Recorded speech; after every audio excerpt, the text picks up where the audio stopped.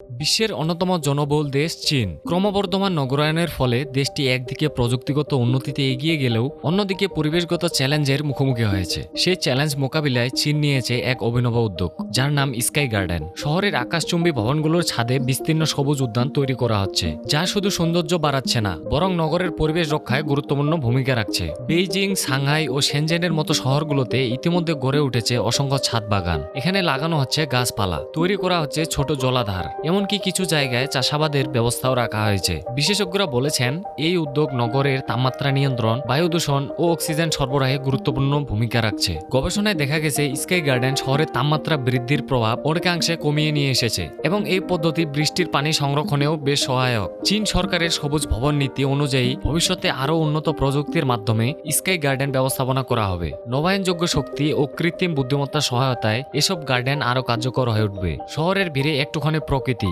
চীনের sky garden প্রকল্প এক নতুন দিগন্তের সূচনা করেছে। এটি শুধু চীনের জন্য নয়, বরং বিশ্বের অন্যান্য দেশের জন্যও এক অনুপ্রেরণা হয়ে উঠেছে।